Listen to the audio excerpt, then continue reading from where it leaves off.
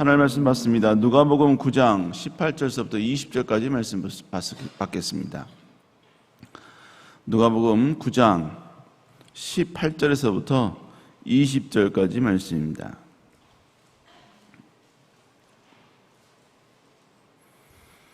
누가복음 9장 18절에서부터 20절까지 말씀, 다 같이 말씀 받겠습니다. 시작. 예수께서 따로 기도하실 때 제자들이 주와 함께 있더니 물어 이르시되 무리가 나를 누구라고 하느냐? 대답하여 이르되 세례 요한이라 하고 더러는 엘리야라, 더러는 옛 선지자 중에 한 사람이 살아났다 하나이다. 예수께서 이르시되 너희는 나를 누구라 하느냐? 베드로가 대답하여 이르되 하나님의 그리스도시니이다 하니. 아멘. 오늘 누가복음 9장 18절서부터 20절 말씀을 가지고 신앙은 주님에 대한 인식으로 인해 결정된다라는 제목으로 함께 말씀을 나누도록 하겠습니다. 우리는 이 땅을 살면서 수많은 사람들과 서로 관계를 또 교제를 하면서 살아가지요. 그런데 우리는 그렇게 정해놓은 건 아니에요. 그리고 정의한 것도 아닙니다. 그런데 우리 마음 가운데는 상대방에 대해서 내가 어떻게 생각하느냐, 이것에 따라서 상대방에게 대하는 우리의 태도, 때로는 말투, 이 모든 것들이 달라지게 되는 것이죠. 여러분, 그래서 리더십에서 이야기할 때 상대방의 직분이 낮고 상대방의 여러 가지 많은 조건이나 이런 부분들이 열악하다 할지라도 그를 존중해 주는 사람이 진정한 리더의 자리에 올 수 있다, 이렇게 이야기를 하는 것입니다. 어제 우리 그 사역자 가운데 담임 목사님 재단 이사장 취임 예배 이제 같이 갔습니다. 그리고 이제 목사님과 같이 식사를 사역자분들과 같이 식사를 하는데 그 가운데 어떤 한 분께서 이제 그런 표현을 하시는 겁니다. 자기 와이프와 함께 같이 밥을 먹는데 자기도 모르게 와이프를 자꾸 무시하는 듯한 그런 발언을 했다 그래요. 근데 그분은 인지하지 못하는 겁니다. 그런데 그 사모님께서 왜 자꾸 자기를 이렇게 무시하는 발언을 하느냐고 한번 이렇게 톡 쏘았다는 것입니다. 이제 그러면서 이 목사님께서 회개했다, 이제 이렇게 이야기를 하는 걸 들었습니다. 그러니까 결국 내 마음 가운데 무시하려는 마음, 당신은 나에게 무시받아야 될 존재, 이렇게 정의한 건 아니에요. 그러나 때로는 우리 마음 가운데 사람마다 우리가 정해놓은 어떤 어떻게 생각하느냐에 대한 그 정의가 각자 나름대로 다 있다는 것입니다. 오늘 본문도 마찬가지였습니다. 오늘 본문도 예수님께서 제자들과 함께 어떤 한적한 곳으로 가셨어요. 그리고 오늘의 이 대화는 예수님과 제자들과의 아주 사적인 그런 대화였습니다. 수많은 무리들이 예수님을 따르는 가운데 예수님께서는 독특하게 오늘 본문에서는 제자들과 따로 자리를 마련하셨고 그 따로 마련된 자리에서 제자들에게 여러 가지 많은 질문을 하게 되는 것입니다. 자, 그런데 예수님께서 제자들에게 했던 질문은 뭐였냐면 우리 18절 한번 읽어볼까요? 시작.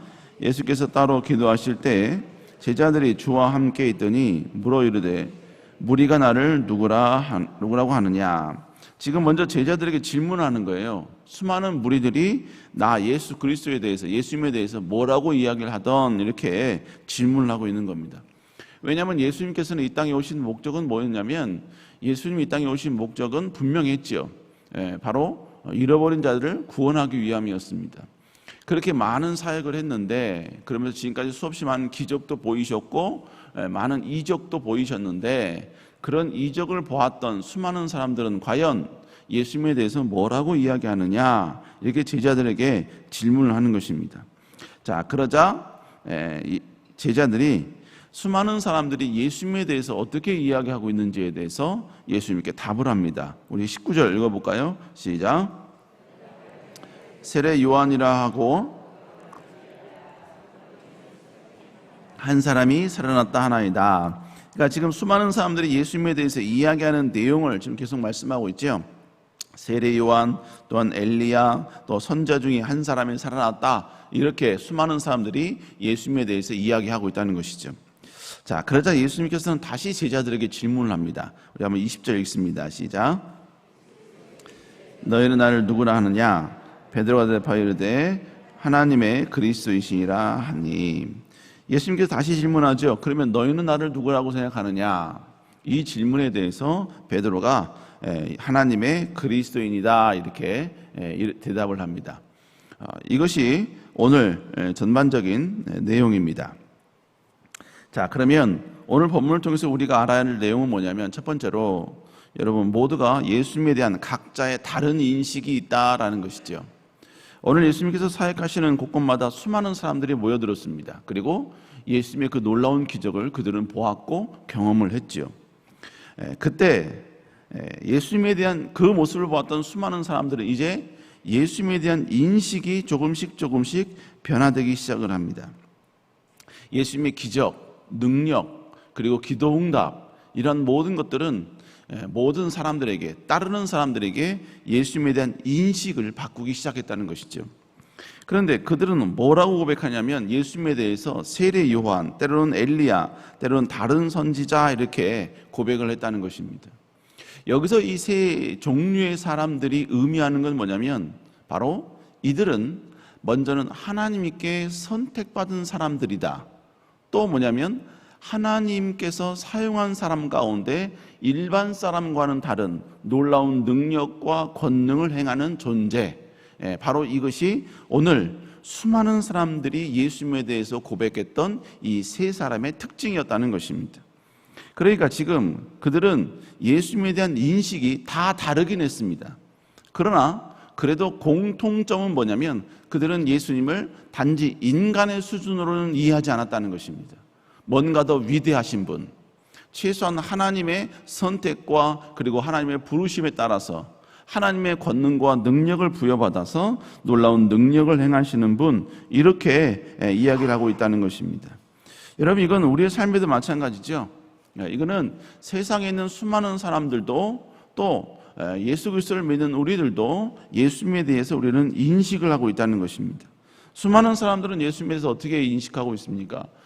단지 4대 성자 중에 한 명, 이렇게 인식을 하고 있죠. 그러나 우리는 이 인식이 조금 그들과는 다릅니다. 우리는 예수 그리스도를 우리의 구주요, 우리의 생명으로 우리는 믿고 있는 줄로 믿습니다.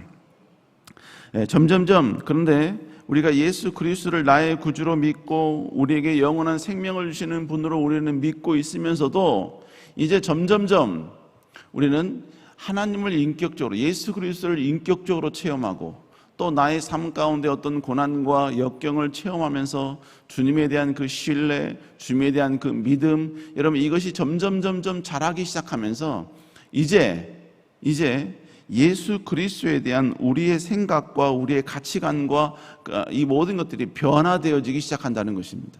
그게 무슨 얘기냐? 우리는 지금까지 예수 그리스도를 나의 구주, 우리의 구원자, 이렇게 우리는 고백해 왔습니다.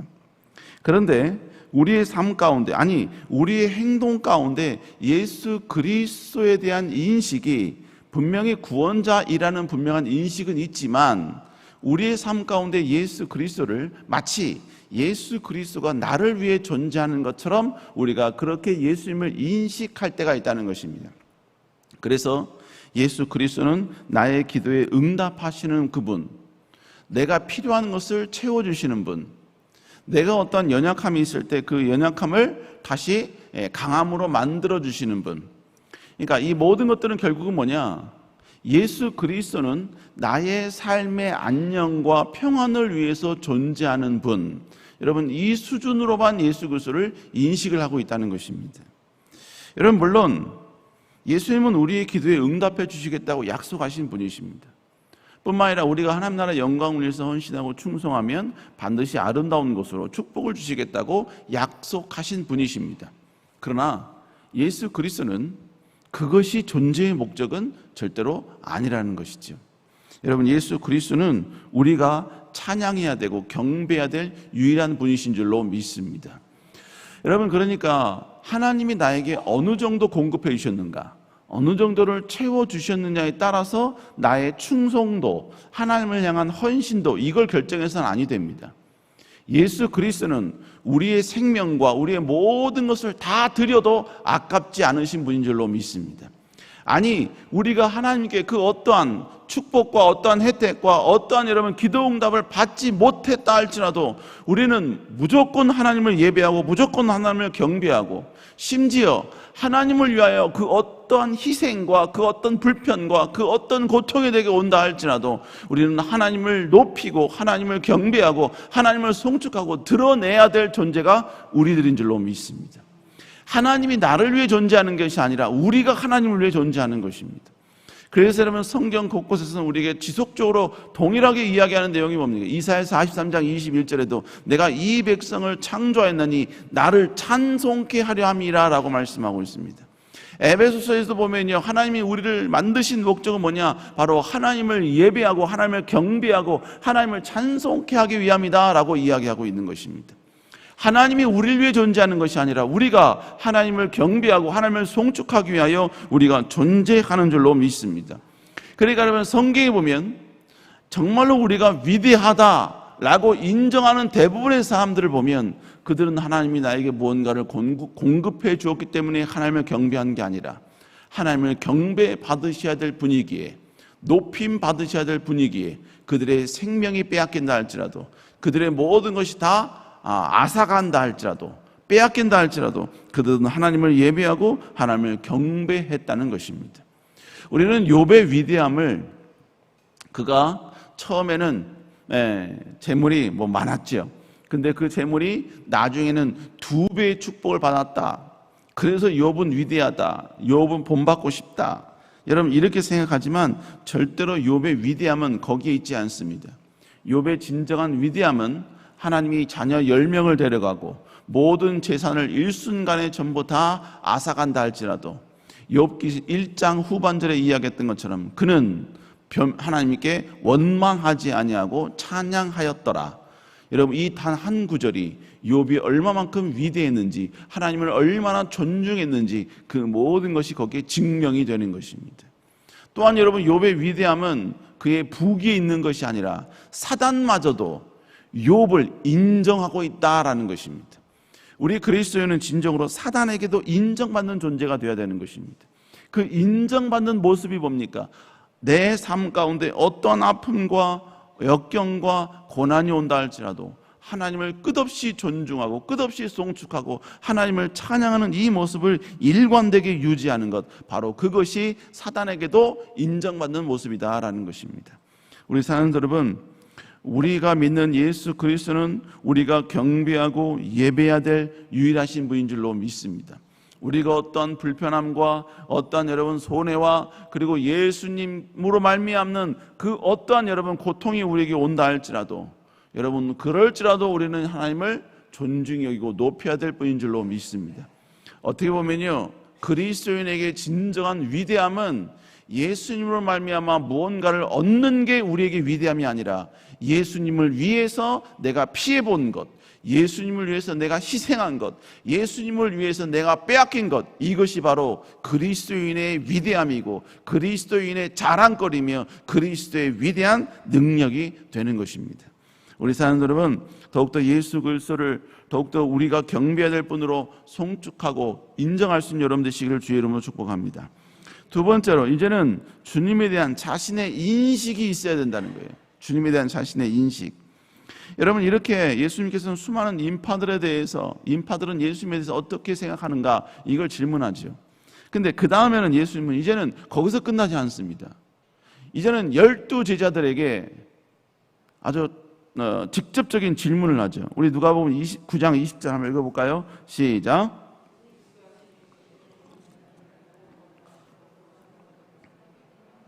다시 9장 20절 시작. 예수께서 이르시되 너희는 나를 누구라 하느냐?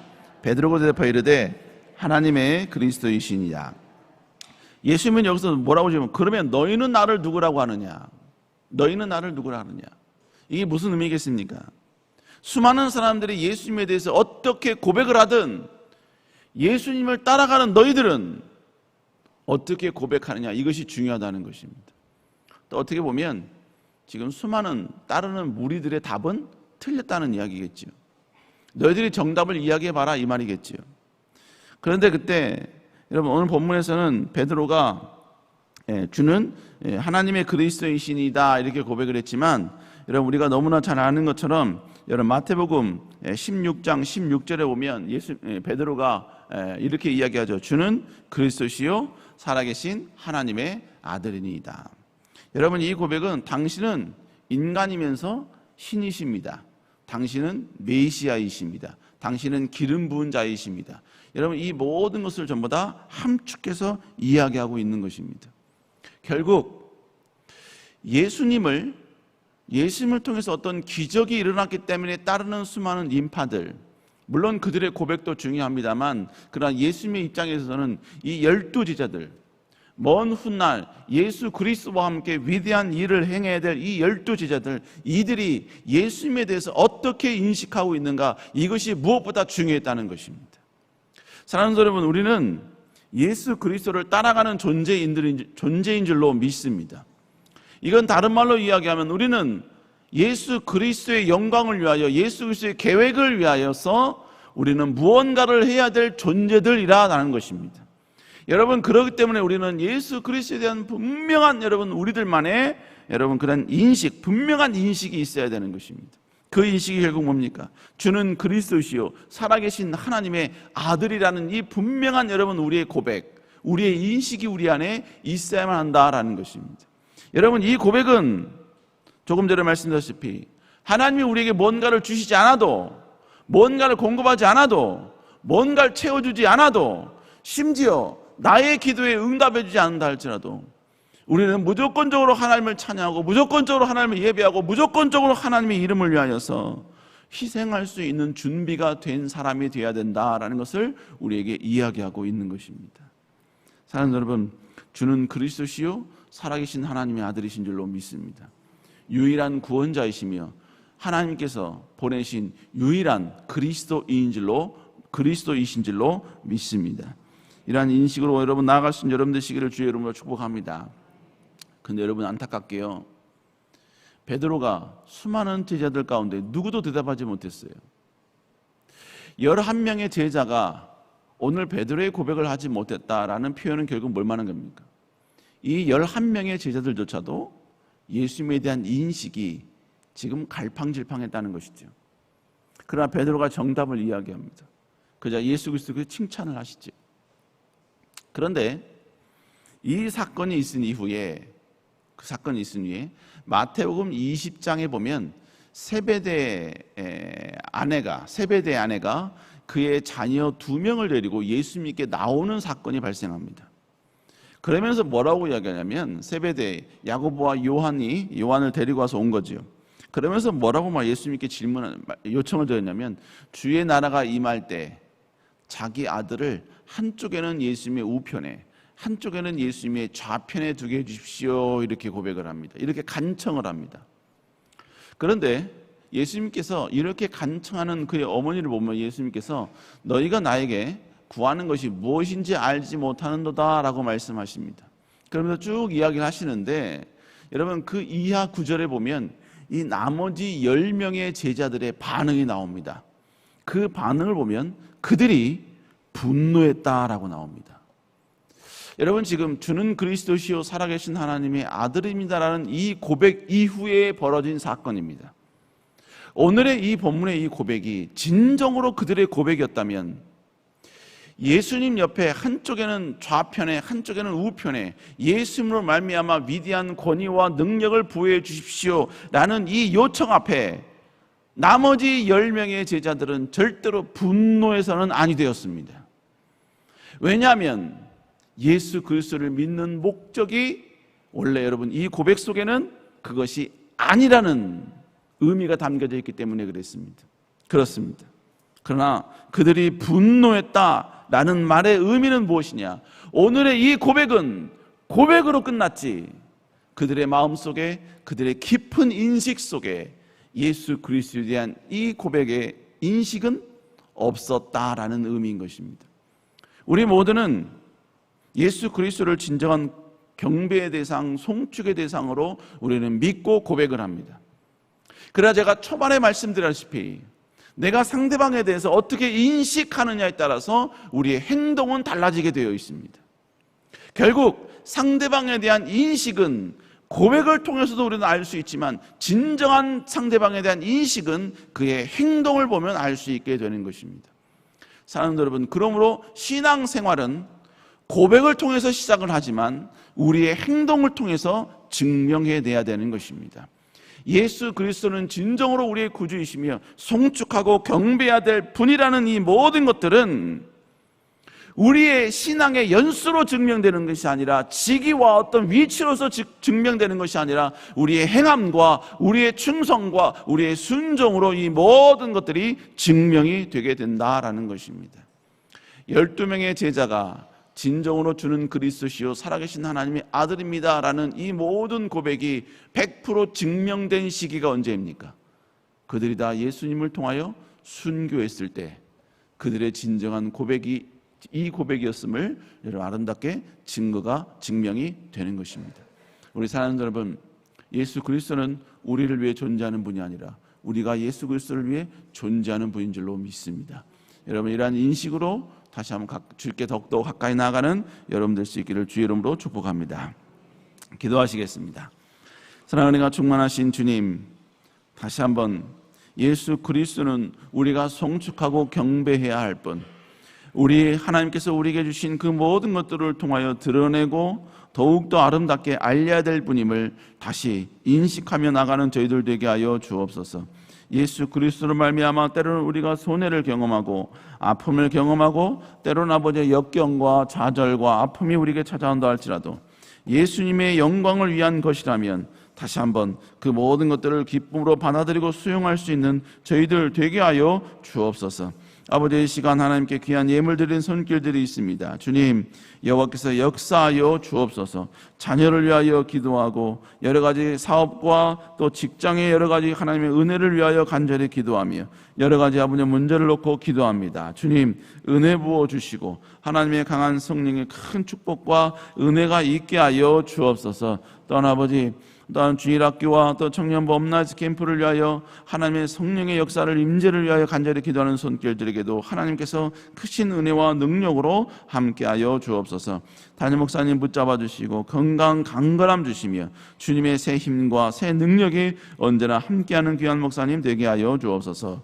함께 하시죠 믿사옵고 살아계신 예수님 이름으로 간절히 기도드렸사옵나이다. 아멘. 하늘에 계신 우리 아버지, 이름이 거룩히 여김을 받으시오며 나라의 마오시오며 뜻이 안에서 이루어진 것까지 땅에서 이루어지리다. 오늘날 우리에게 일용할 양식을 주옵시고 우리가 우리에게 죄인 자를 사하여 준 것 같이 우리 죄를 사하여 주옵시고 우리를 시험에 들지 말게 하옵시며 다만 악에서 구하옵소서. 대개 나라와 권세와 영광이 아버지께 영원히 있사옵나이다. 아멘. 우리 시간에 간절히 기도하기를 소망합니다. 주님, 귀한 담임 목사님 건강 붙잡아 주시고 강건케 하여 주옵소서. 또 작년 여름 수련회 말씀을 준비하신 가운데 있습니다. 주님, 그 말씀에 더 깊이가 있게 하여 주시고 생명력의 은혜가 나타나게 하여 주시옵소서. 아버지, 우리의 삶 가운데 모든 기도 제목 주께서 응답하여 주시고 이 모든 것들이 다 하나님 나라의 영광을 위한 귀한 도구 되게 하여 주시옵소서. 오늘 시간 주의 치고 간절히 기도합니다. 주여, 주여, 주여. 아버지 여호와